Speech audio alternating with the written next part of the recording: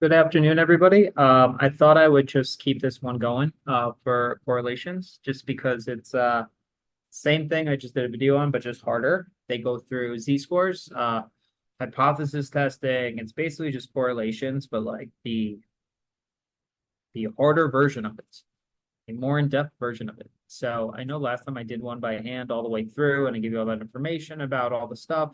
This time I'm just going to have the book with the notes next to it. I'm just going to try to explain everything that's saying. I can't do a good job at that. Remember, you got organic chemistry tutor. You've got the videos here, even though they're old, but that's my plan. And then I'll do the homework problems. So here we go. I minimize myself. Me writing, I'm hearing correlation, and we're just gonna get going. So we spoke about correlations before.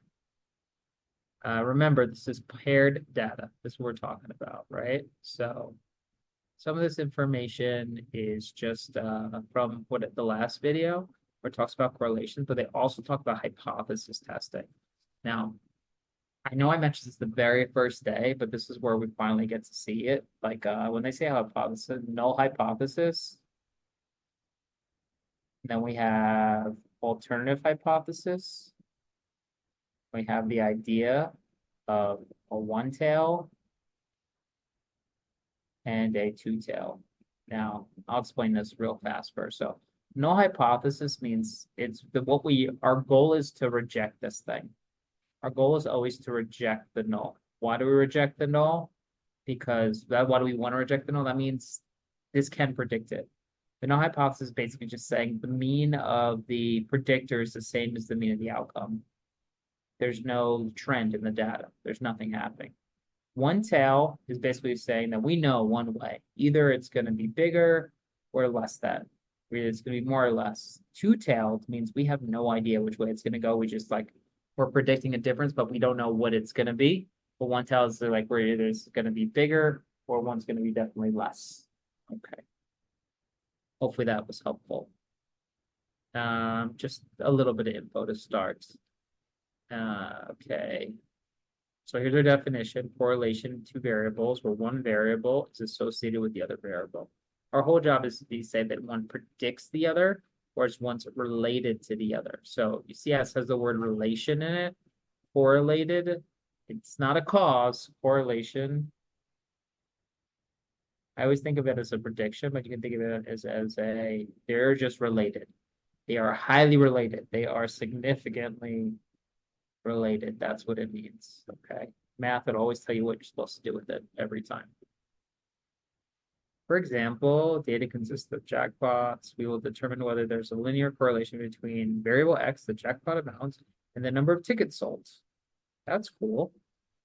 So the higher the jackpot, the more tickets sold. This is a positive correlation right here.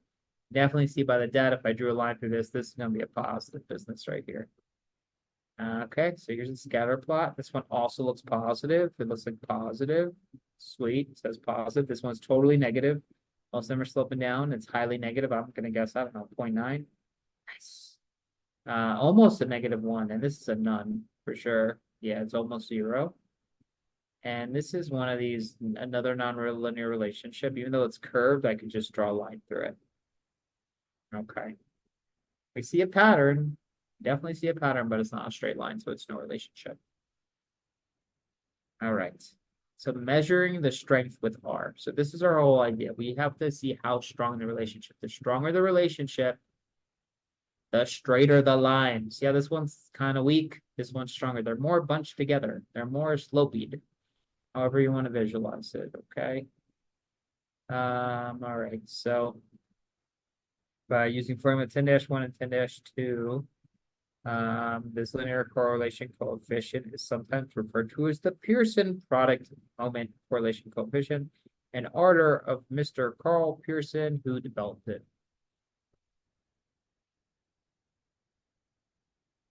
Let's look at Carl. People made these things for a reason. This is our buddy Carl. I know, he's so smart, much smarter than me. But he's a mathematician, a biostatistician, Okay, he did lots of stuff with statistics, which is great. He's from London, Quaker. Wow, very religious guy. Pearson also studied Roman law, became an accomplished historian. He wrote on passion plays, religion. That's cool. And he worked at Cambridge, so way smarter than most of us, but he obviously was able to come up with this great thing that we use for just about everything. Okay. So, information, biometrics. This first thing, correlational coefficient. What a shocker. Ta-da! Okay. I'm not going to go too much into Carl, but he also did the chi-square test. I thought it was somebody else who made the chi-square test, but guess what? It's always good to know who came up with these things. He did because of biostatistics, which is cool. Oh, they do the formula? That's awesome. So n is always the number of data points, or in our case, pairs of data. This is the number of items indicated. There's your sigma. This is summing all the x. And this is squaring them all and summing the squares. This is summing them all and then squaring them. Oh, avoid confusion. This is multiplying them all together. R is the code of the sample data. Oh, so that's the difference. So little r is when you have a sample. I knew that there was a reasonable difference. This is probably when you have the whole population. And this B, well, it's like this, so it's beta. And the beta, oh, is that a P? Oh, no. I guess it is just a large P for population. For the coefficient for the population. I don't like it. All right, beta we use also. Remember, the beta is going to be the intercept from the equation before.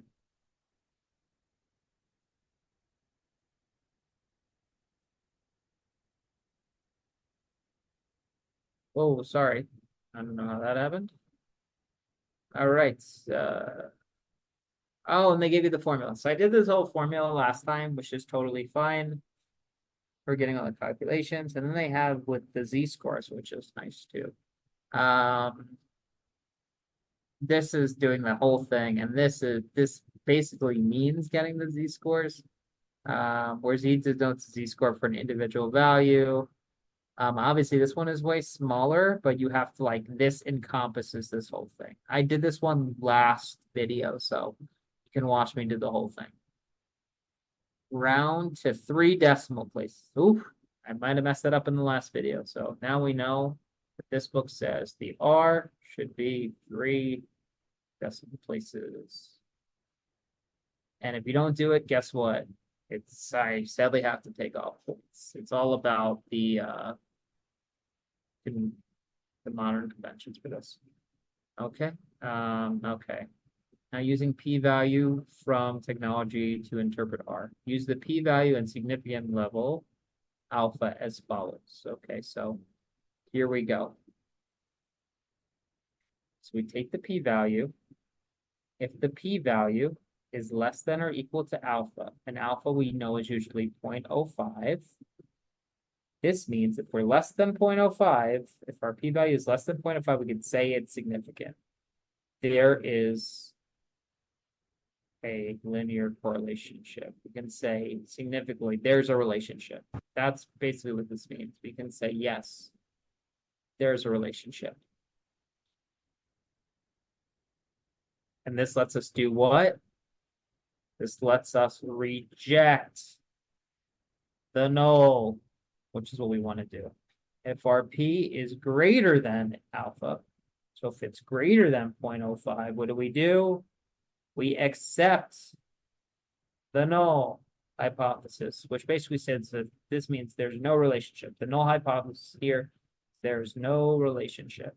No relationship. That was ugly.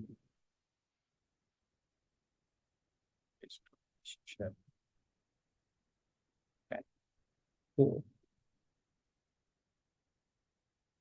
Consider critical values from A5. Okay, we did this before. Okay, correlation is that we're way to the right or way to the left. That's if it's two-tailed. And if we're less than that, that means there's no correlation. Sweet. So whatever the critical value is, in this case, it's 0.666 for this one. As long as we have 0.947, guess what? Significant. If we have negative 0.947, guess what? We are significant, right? We will reject the null and we can say there is relationship. Caution. Okay. So there might be another relationships that we can't see. So this is this one. There could be a relationship. That's why we need the scatter plot too. So let's say you're like, wait, this isn't significant. But if you look here, like, wait, there's totally a relationship here. This is like the one that I did with the memory over time, right? It's like your memory starts off pretty crappy, ends pretty crappy, and is great in the middle of your life. So there's definitely a relationship here. It's just not a straight line. Okay, that's what this means. The values are between -1 and 1. R measures the strength, which is what we know. It's sensitive to outliers. True. Okay, cool. So that's a bunch of information about it. Let's keep on going. All right, they give us this information. We know it's 0.947. And this is for StatCrunch. This is Minilab, and this is all the stuff that shows it. This is for Excel. And they want you to do one by hand. Woo! Okay. That's a jackpot on the tickets. Okay, so let's do it. Let's not do it by hand. Let's just use StatCrunch. So that's what we're gonna do. So I'm gonna go to Canvas.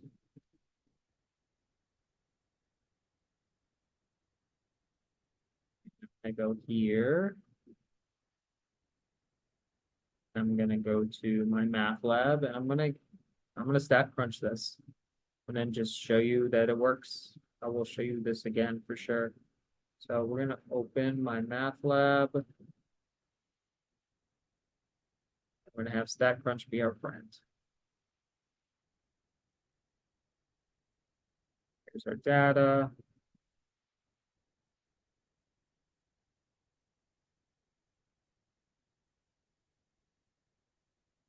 Sorry. StatCrunch. Let's just do this. Will they just let me pull this up? Do they have one for checkbox? Definitely not. These books sometimes. These books sometimes.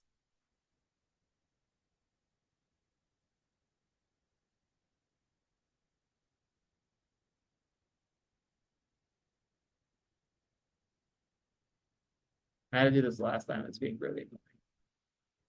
But I don't mind. I will figure this out anyway that it will let me figure it out. To take the first data set, open it up, go to StatCrunch, and go to the data table because I don't like to be wasted my time. All right, jackpot, tickets. Here we go. 334, 127, 300, 227, 202, 180, 164, 145, 255. Is that all of them? Yes, it is. Okay, so it's the other side, which is it says it's 9. We have 9. Good. I just like to double check. 54, 16, 41, 27, 23, 18, 18, 16, 26. Perfect. So I'm going to go to stats. I'm going to go to, we're talking a correlation. I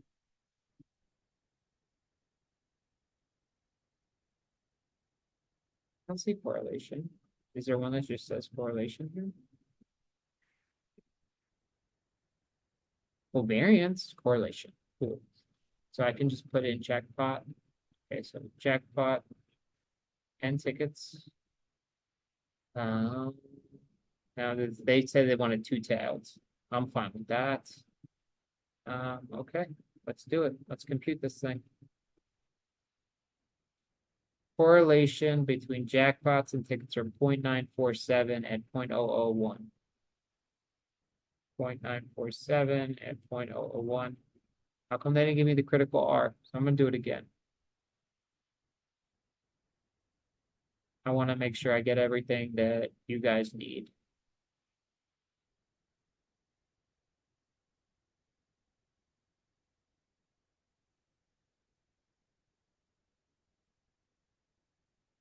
Say it's two-sided. We need both of these.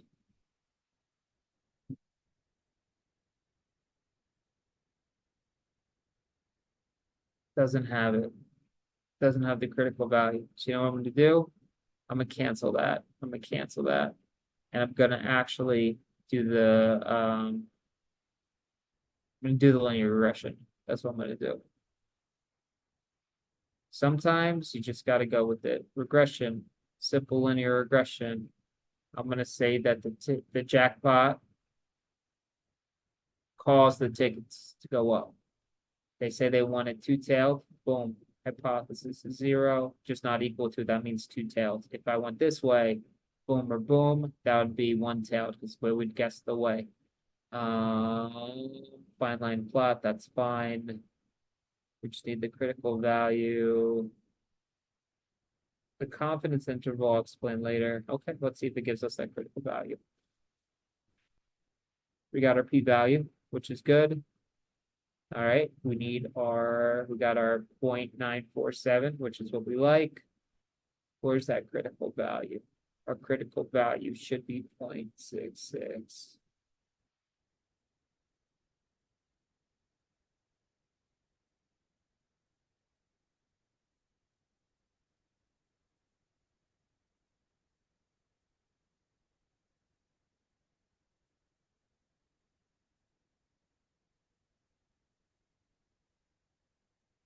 There's our picture. Okay.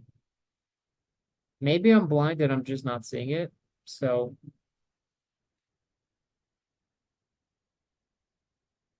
I'm gonna go to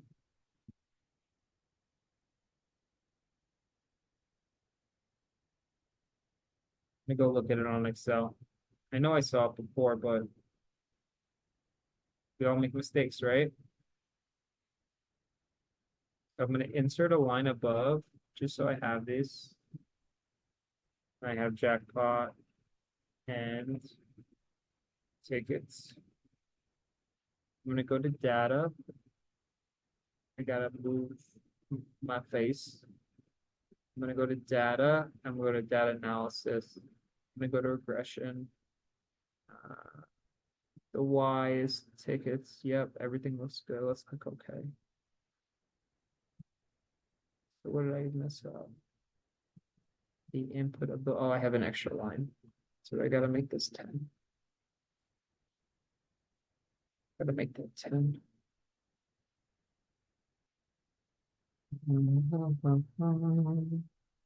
You have the same multiple R, 0.947, the same R squared. There's that critical value, regression, degrees of freedom, coefficient of standards, the jackpot. Let's see if it gives it to us.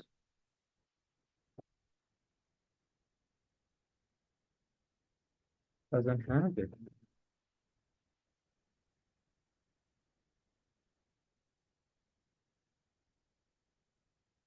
Coefficients, intercept, jackpot, residual output. All right. Well, for some reason I can't find it. Well, oh yes, StatCrunch doesn't give it to you. That was StatDisk.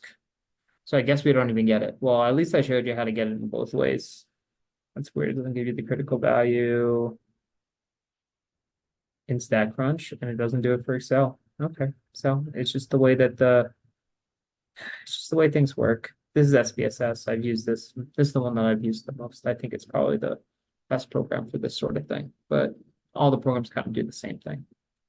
All right, let's keep going. So We've got our values. We got our 0.947.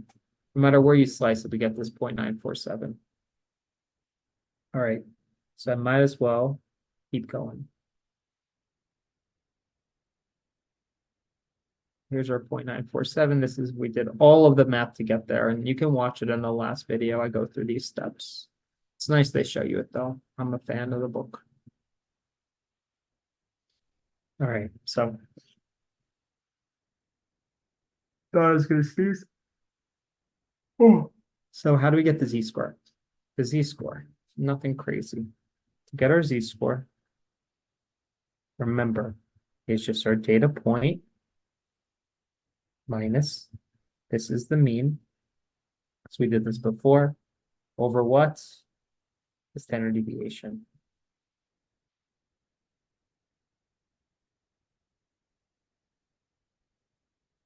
Manual calculations are necessary. Use this formula, it's long. We have the standard deviation, we've got the mean, and we have the first value of x. Then we get our first z-score. So we can get all of these z-scores for each number. We can get a z-score for every single value. And that will literally give us a much faster way of doing this calculation. Now, this is the degrees of freedom, n-1. That just gives us like as much space. Whenever we don't have everybody in the population, whenever we just have a sample, you need degrees of freedom. Okay, you will need that. This is just the same sort of formula as above. Ta-da, we get the same exact value using z-scores. Okay, let's see what else we got. Is there a line correlation, significant level 0.05? Okay, so here we go. Using the p-value from technology to interpret the R. What does that mean? If we look here, doesn't matter which one. Is this less than 0.05? Yes, it is significant. It is significant. That's the best way to think about it, okay? We just look for the p-value. We'll look at the other one, right? What's our p-value? 0.00001. It is less than that. It is significant. We are good. We are good to go, okay? So if it is less than or equal to your alpha, your 0.05, you're good, okay? And you don't want to look at the intercept. We just really care about the slope. That's what we care about. This is just where the graph starts, where that line starts. We just care about the relationship, and the relationship is the slope. Relationship is the slope. Okay. Okay. This is how we interpret it. Same thing with the critical value. Okay, let's see what this one says.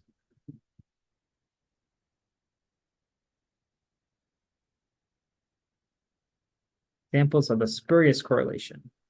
Each pair of data is from a different year. The data from the U.S. Census Bureau. What do you conclude? The requirements appear to be satisfied. The scatter plot shows a pure pattern. The linear is this. Okay. Based on this reason, we should support the claim that there's a linear correlation between margarine consumption and divorce rate. But come on. Common sense strongly suggests there's no real correlation. So this just means that even though it worked out, you have to think critically about the variables. Just because it's hot outside doesn't mean I'm going to commit crimes, right? You know, just because it's like, just because you watch a lot of TV doesn't mean you're going to be an evil person. I don't know. Like, just any variables don't really make sense. So a spurious correlation, it doesn't have an actual association, even if it's positive. Okay, let's see what else we got. We conclude that there's a linear correlation. We can find this. Will not necessarily be exact. So the value of R squared is the proportion of variation in Y that is explained by the relationship between X and Y. What does that mean? It's like the most important part. I'll try my best to explain it. So this means the changes in what we want our outcome to be. The changes in our outcome are explained by the relationship. That's what R squared means. To get it, all you have to do is square your R value. So R squared doesn't give you the strength. It just shows you how much variation in your outcome is represented by the relationship. You know, the first one is just strength. But how much change is really represented in like the amount of people tickets buy based on the cost? About 89%. That's a good way to think about it. 90%. Haha, great. So let's keep going. All right, assuming correlations implies causality. Nope, it doesn't. Using data based on averages. Nope, you should always use the actual data points for these things. And then assuming the possibility of non-linear relationship. So you could always have that curvilinear thing. That's why you should always look at the scatter plot before you do anything. All right, so we've made it to hypothesis testing. This is really important. It's like the start of everything. So this means no correlation. This is what we want to figure out. And this one says that there is a correlation. There is a correlation.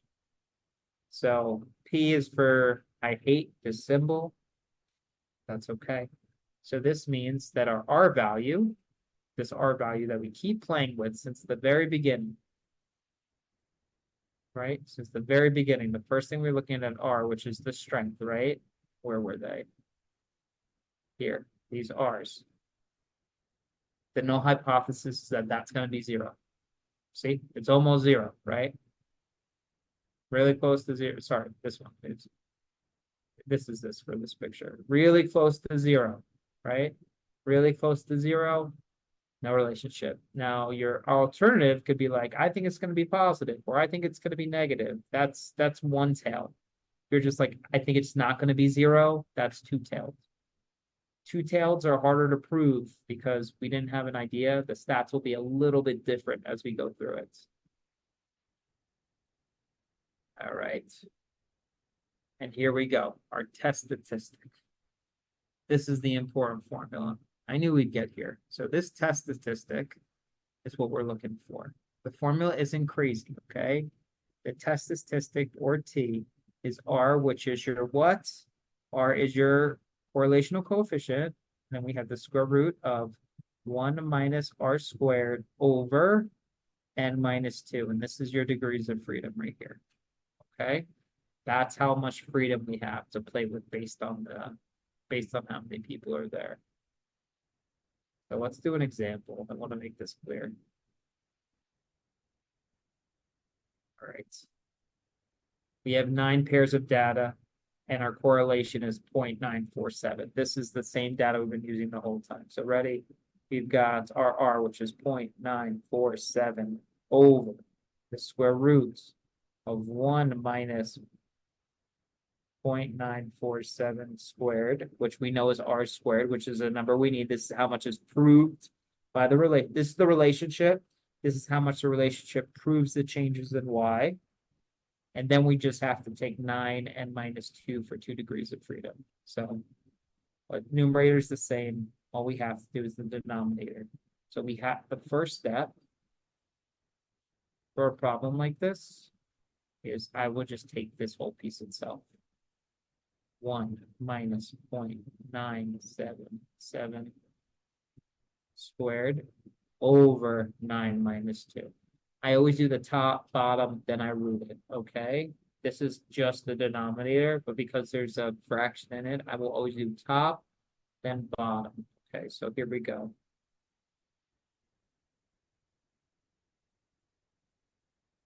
One minus parenthesis 0.977 squared is what? 0.954. Now, if that was weird for you, ready? So we do 1 minus, sorry, let's clear this thing. 1 minus parenthesis 0.977 times 0.977. Same answer. Oh, sorry. So that was the 0.945. So if we subtract the 1 from that, we get what on top? The top is going to be 0.0.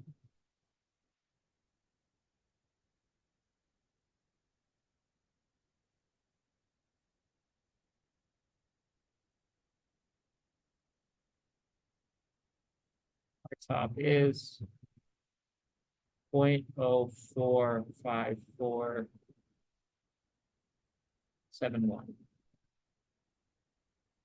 The bottom is just what, 7.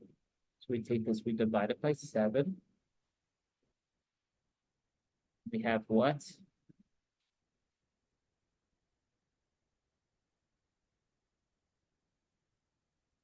We have the square root of 0.006495. 0.006495. We can do square root. We just hit the square root button. Where are you at?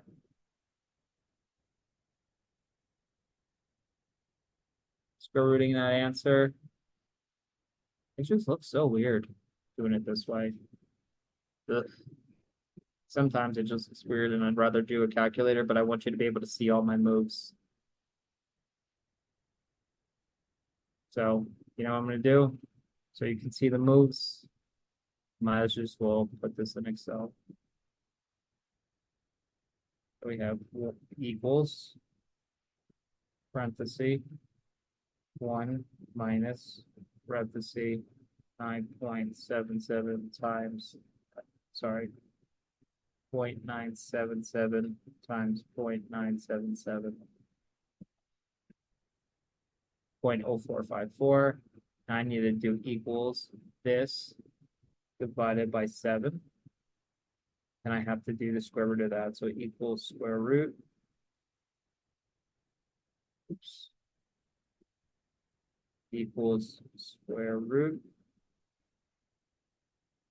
of the one above it. Ooh, I hit the wrong parenthesis sign. 0.080597. So that is the bottom.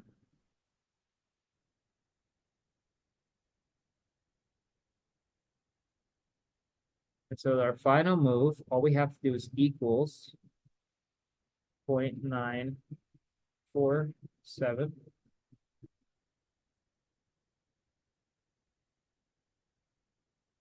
Oh, so I made a mistake. Guess what? I'm human. I put 0.977 squared, but it should be 0.947 squared. Guess what? We're all human. We all make mistakes, right? So from the very beginning, I have to make this a 4, make this a 4. Now they all changed. Wasn't that nice? So 0.947, 1 minus that is 0.103. We divide it by 7.014. We take that value, we square root it, and it's 0.1121415. That's what the bottom is. And it's okay, right? We all make mistakes. All make mistakes. 0.947 divided by this value. And I got 7.7997. 7.7997. So let's see what they got in the book. And we got to round to 3 decimal places. So they round up, then they get a t-value of 7.800. Rounded up to 3 decimals.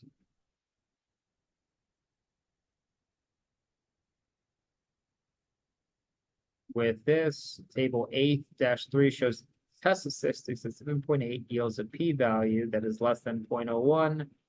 We can use table A3 to show us that. Oops, sorry, over here. A3, right? That's what we want, table A3.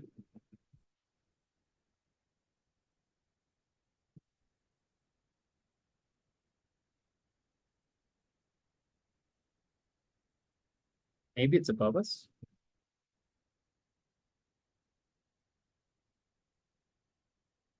That's 10.3.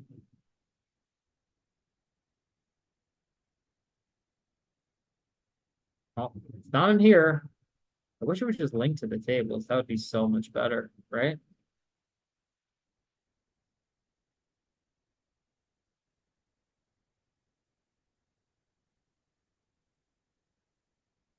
That's okay though.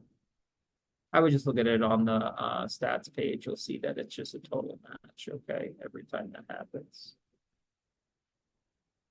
All right. All right, so the one-tailed test could either be greater than it or less than it. Here's the formula. Here's a shorter formula. This S stands for, I believe, sum of squares. Scatter plot of z-scores from the data. Okay. Well, these gives you the z-scores for each of these. Positive says all the z-scores are in the first and third quadrants, which makes sense. Negatives would be in these quadrants. No correlation. All right, part 3. Unless in the requirements of analysis. Randomization. Okay.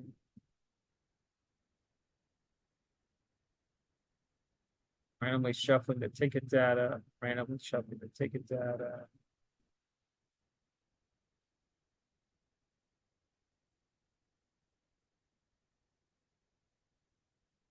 And this is just how to do it in Excel and all these things.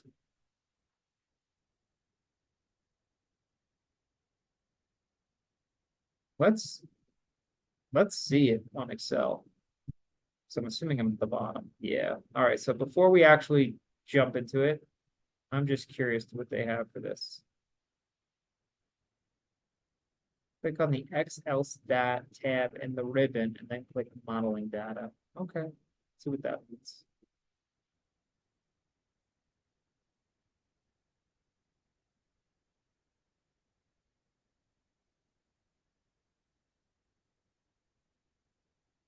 XLStat.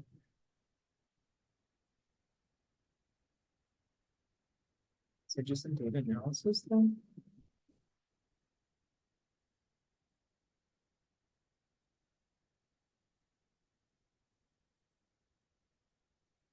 Yeah, I would just use data analysis. I would totally use data analysis. But use whatever thing you want to find. Like if you can find XLStat. Yeah, I don't think this one has it. So I'm just trying to use what I think would be useful for everybody. All right, so I think it's time. I think it's time we do some problems and make this clear. So 4, 7, 9, 10. Here we go. 4, 7, 9, and 10. All right.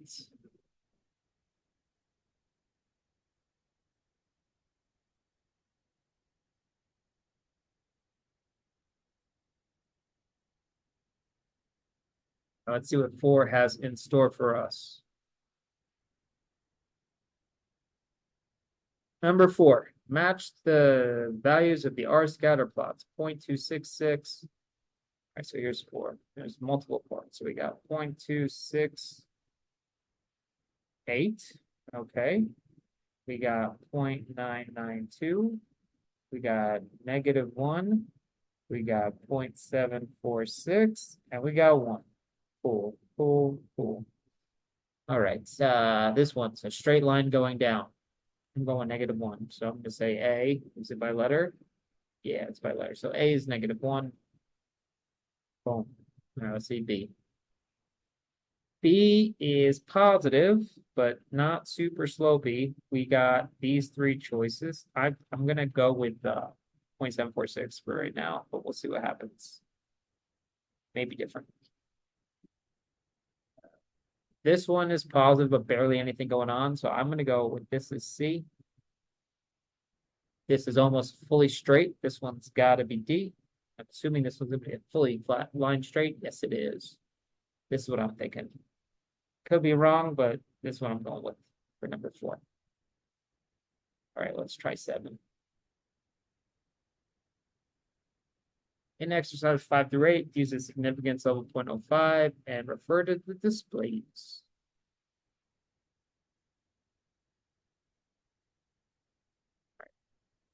Okay. Okay.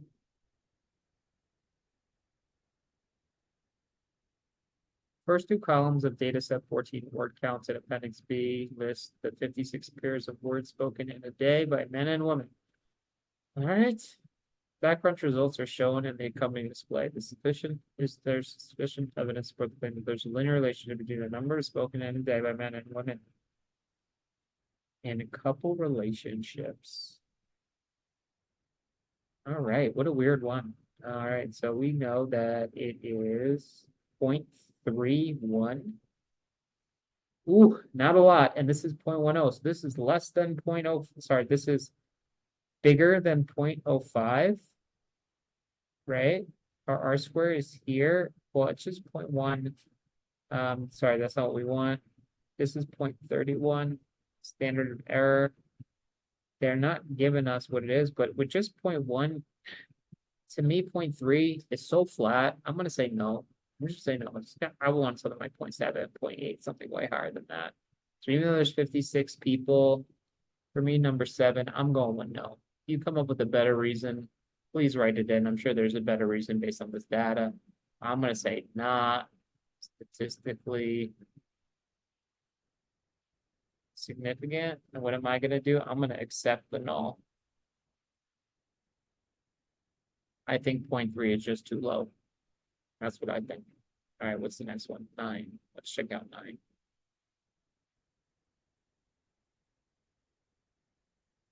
And I could totally be wrong, so let me know. Shoot me an email if I messed that up. All right, number 9. Outliers.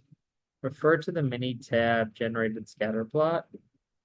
Okay, we got one all the way over here. And this one just looks like a box. If it was shorter, it would just be a regular box. Examine all 10 points inside distributed. No. You could think maybe like this, but if I get rid of this part, it's just a regular box. So I think no. After identifying the 10 pairs in coordinates corresponding, find the value of the correlation coefficient. And then we have to remove 10, 10, and okay, so we got to just do these.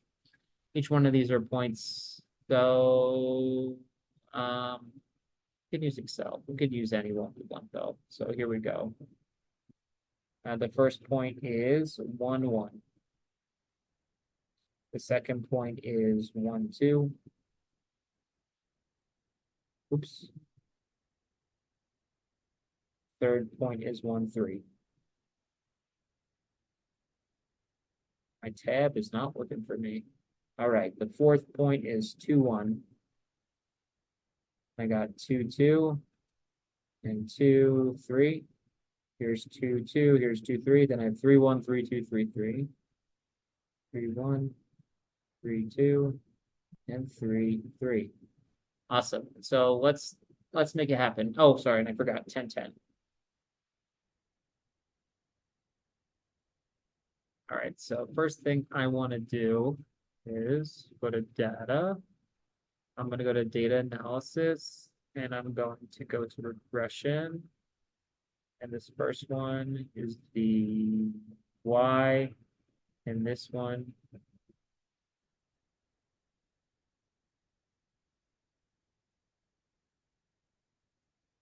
is the X. Those match. This looks good. Let's click OK.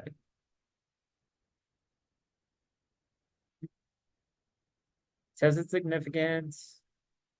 We have the R value of 0.9 and 0.81 for these observations. Oh, it looks all fine, right? It looks so fine and pretty. But we also have to do what? Sorry. We also have to look at it, right? I want to make sure it looks the same.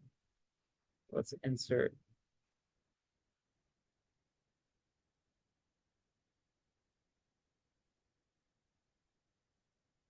Oops.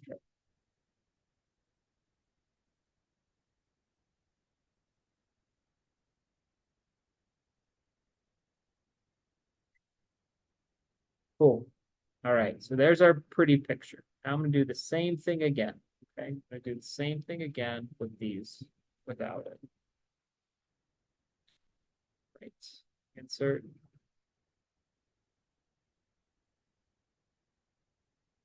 And you tell me if that does not look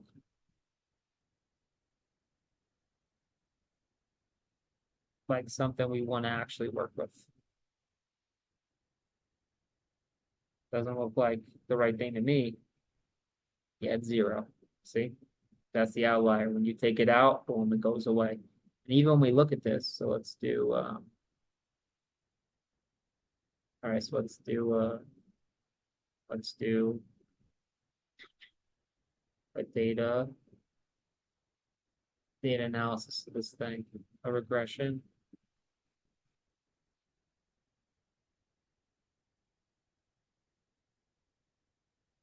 You have to delete it and just drag it in. There we go. This. See, it says sheet 9, these values. When I click OK, notice that now my R square is nothing. My significance is off the charts. Everything is wrong with this thing. So that's the difference. That's the answer to that one. Nothing too crazy there. All right, let's see what the next one we got to do. We conclude. Whoa.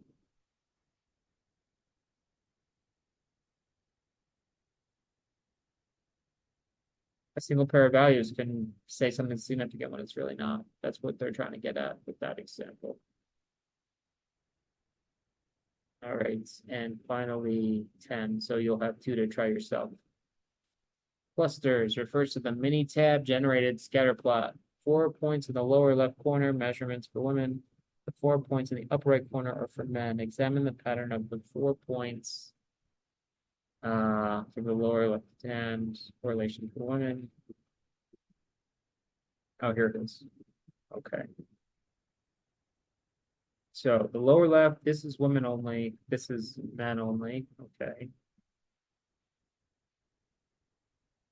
So examine the pattern of the 4 points of the lower left for women only. The subject will determine whether it's between X and Y for women.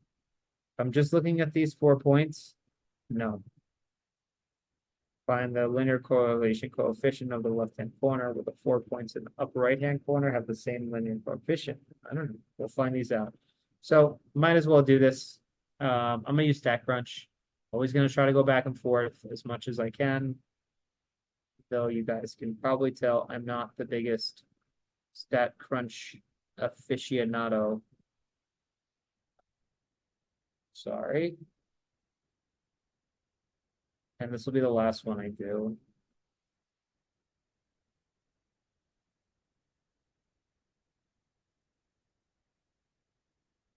I clicked the same one twice. All right, here we go. I guess I got to just open a brand new one, which is I'm totally fine with.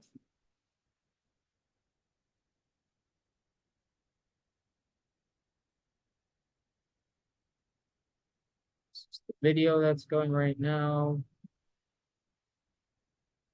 My math lab. And I said this before, but if anybody wants to join the videos, if you see them going on, just jump in. Feel free to ask me questions. All right, my math lab and mastering. Let's get stat crunching.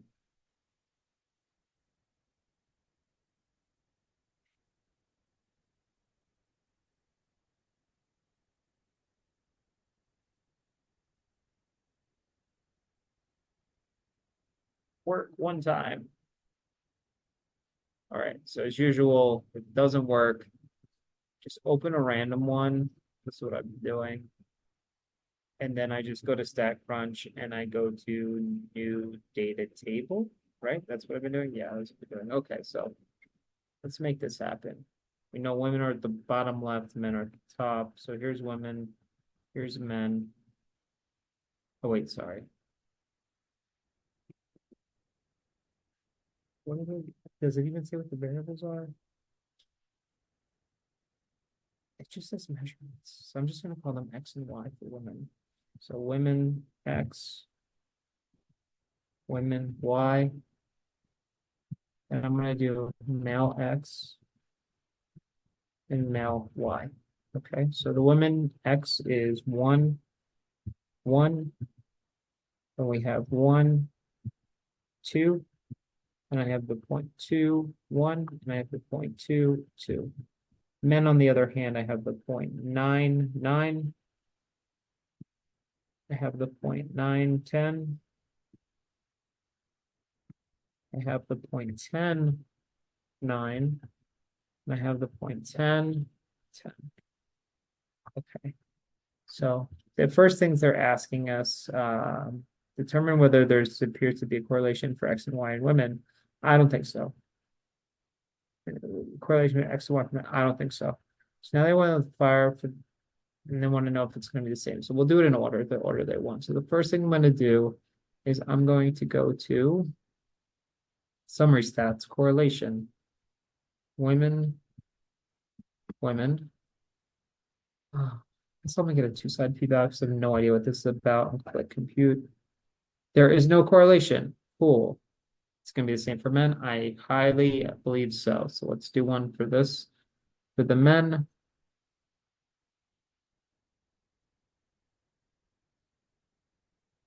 Should also be 0. Two-sided p-value, compute. No correlation.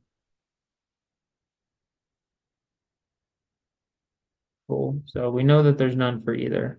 Okay. Now let's do one with all 8 points. So I have to take these and put them here. I believe now we will have it. Base which you conclude should data from men and the data considered together. No, you do not consider these together. It really depends on the questions you're asking, but I wouldn't. Really think about this. Think about a good reason for it, okay? Really think about it. So let's do, and I'm actually going to do the whole regression because honestly, I want to see it. So we'll do W. I know it's both, but WY. Okay, this looks fine. Let's actually see all the information. It is significant. What a shock. P-value is significant. The correlational coefficient is now 0.98 from 0. The R-squared is 0.96. Cool. All right, so you have a couple to try your own. Try your best, right? Really try your best. Which ones you have to do if they're too crazy, I'll do them for you. Sorry.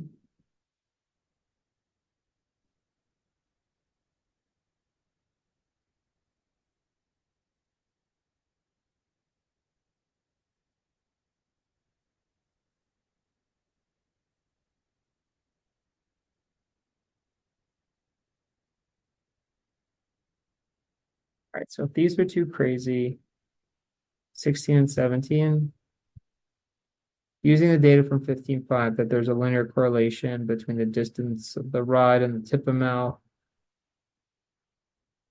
For number, what, 15? No, this is easy. You'll be fine. Just do time and tip. XY, XY.